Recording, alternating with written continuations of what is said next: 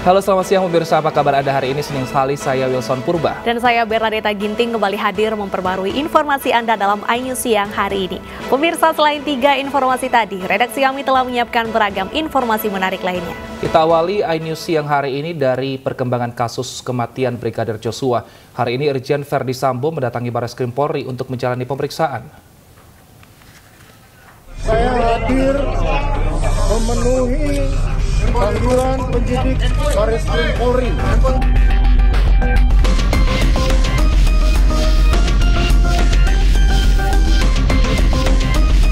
Seluruh pihak-pihak dan masyarakat untuk bersabar. Kadif Propam Polri nonaktif Irjen Pol Verdi Sambo memenuhi panggilan tim khusus Barreskrim Polri Kamis pagi. Irjen Pol Verdi akan diperiksa terkait kematian Brigadir Joshua. Agak kiri, Pak. Sekitar pukul 10 pagi tadi, pemirsa, Irjen Pol Verdi Sambo tiba di gedung Barreskrim Mabes Polri. Verdi Sambo menegaskan kedatangannya memenuhi pemanggilan pemeriksaan atas kematian Brigadir Joshua. Pemanggilan Verdi Sambo tak lain merupakan pemeriksaan mengenai dugaan adanya pelanggaran kode etik saat prosedur penyidikan dan juga segi prosedur olah TKP. Seperti diketahui, berdasarkan ketentuan yang berlaku, Propam tidak diperbolehkan masuk ke TKP atau olah TKP saat kasus kematian Brigadir Joshua pada 8 Juli 2022 lalu. Pemeriksaan hari ini adalah pemeriksaan yang keempat. Saya sudah memberikan keterangan kepada penyidik Polres Jakarta Selatan, Polda Metro Jaya, dan sekarang yang keempat di Barreskrim Polri. Selanjutnya, saya juga ingin menyampaikan permohonan maaf kepada institusi terkait peristiwa yang terjadi. Untuk mengetahui situasi terkini di Barreskrim Polri, sudah ada rekan kami Nadia Valeri di sana. Selamat siang Nadia. Apa saja materi pemeriksaan Verdi Sambo hari ini?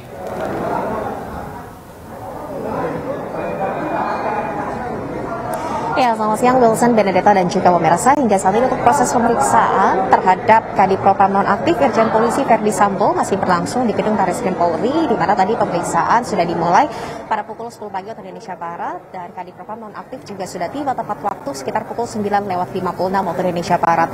Untuk proses pemeriksaan terhadap Kadif Propam nonaktif Irjen Pol Verdi Sambo ini merupakan pemeriksaan perdana pasca ditetapkannya satu orang tersangka dalam perkara ini, yakni merupakan Barada Richard Eliezer ataupun Barada E yang sudah ditetapkan sebagai tersangka, karena berbeda dengan keterangan awal yang Barreskrim Polri ini sempat menyampaikan kepada publik bahwa Barada E ini melakukan baku tembak dengan Brigadir Nofriansyah Yosua Huta Barat karena adanya bela diri. Namun dalam konferensi pers semalam diketahui fakta baru bahwa Barada E ini diketahui melakukan unsur pembunuhan sesuai dengan pasal persangkaan, yakni pasal 338 KUHP junto pasal 55 dengan ancaman hukuman 15 tahun penjara.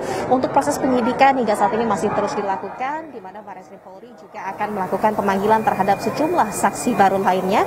Di antaranya yang sudah hadir pada hari ini Kadif Propam nonaktif Irjen Pol Verdi Sambo, di mana ia merupakan saksi penting dalam perkara ini, mengingat untuk lokus delikti ataupun tempat kejadian perkara ini bertempat di rumah dinas yang bersangkutan, yakni di kawasan Duren 3, Jakarta Selatan. Selain memanggil Verdi Sambo, rencananya juga tim khusus dari Barreskrim Polri akan melakukan pemanggilan ataupun pemeriksaan terhadap saksi, yakni merupakan istri dari Verdi Sambo, Putri Chandrawati ataupun Putri Sambo.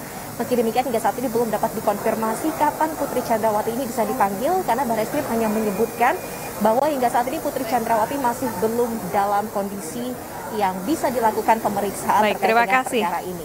Sementara itu untuk Barada E juga. Baik, terima kasih Nadia Valeri atas informasinya. Selamat bertugas kembali. Pemirsa, pada tadi malam tim khusus Polri menetapkan Barada E sebagai tersangka dalam kasus tewasnya Brigadir Joshua dalam baku tembak di rumah dinas Kadif Propam Polri Irjen Pol Verdi Sambo. Ya, ini saat ini juga dilakukan. Barada E ini resmi sebagai tersangka setelah tim khusus Polri memeriksa 42 saksi dalam kasus itu. Ini penyidik sudah melakukan gelar perkara dan pemeriksaan saksi juga sudah kita anggap cukup untuk menetapkan Baradae sebagai tersangka dengan sangkaan pasal 338 KUHP, contoh pasal 55 dan 56 KUHP. Pemeriksaan ataupun penyidikan tidak berhenti sampai di sini, ini tetap berkembang. Sebagaimana juga rekan-rekan ketahui bahwa masih ada beberapa saksi lagi yang akan kita lakukan pemeriksaan di beberapa hari ke depan. Baradae sekarang ada di Bareskrim di Pidum. Setelah ditetapkan tersangka, tentu akan dilanjutkan dengan pemeriksaan sebagai tersangka dan langsung akan kita tangkap dan akan langsung. Sesuai dengan arahan Kapolri, Humas Polri menegaskan polisi telah memiliki 2 tim yang tengah mengusut kasus penembakan Brigadir Joshua dan kedua tim bekerja secara maraton. Bahwa tim sus ini ya selain tim penyidik yang dipimpin oleh Pak Dirpidum, tim sus ini juga memiliki Irsus. Irsus ini melakukan pemeriksaan terhadap siapa saja yang terkait menyangkut masalah peristiwa yang ada di TKP Duren 3. Ini masih berproses, ya Irsus ini. Melakukan pemeriksaan-pemeriksaan, kemudian melakukan pendalaman-pendalaman, dan juga ya, nanti hasilnya akan disampaikan kepada teman-teman media. Oleh karena saya mohon kepada teman media untuk bersabar bahwa 2 tim ini masih bekerja secara maraton, dan insya Allah, sekali lagi, sesuai dengan komitmen Bapak Kapolri, kasus ini akan diungkapkan dengan proses pembuktian secara ilmiah. Polri telah menetapkan Barada Eliezer alias Baradae sebagai tersangka dalam kasus penembakan yang menewaskan Brigadir Joshua. Lalu bagaimana kiprah Eliezer di kepolisian? Berikut informasinya untuk Anda. Mabes Polri menetapkan Baradae alias Richard Eliezer Pudihang Lumiu sebagai tersangka kasus kematian Brigadir Nofriansah Yosua Huta Barat yang terjadi di rumah Kadif Propam nonaktif Irjen Verdi Sambo. Eliezer berpangkat Barada atau golongan tamtama dalam kepangkatan Polri. Ia mengawali karir di dunia kepolisian dengan menempuh pendidikan Brimob Wakutosek Jawa Timur pada 2019. Pria 24 tahun asal Manado itu kemudian menjadi penembak jitu nomor 1 di Resemen 1 Korps Pelopor Brimob. Kiprahnya di kepolisian yang cukup baik membuatnya diangkat menjadi ADC atau ajudan pribadi Irjen Sambo.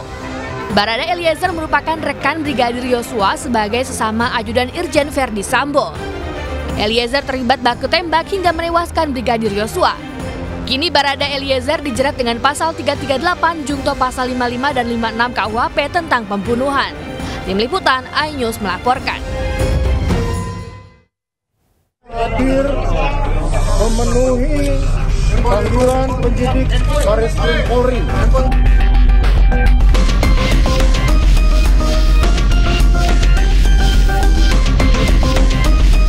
Seluruh pihak-pihak dan masyarakat. Komnas HAM mengatakan ada petunjuk baru untuk mengungkap kasus kematian Brigadir Joshua. Selengkapnya kami hadirkan usai jeda, tetap bersama kami di iNews Siang.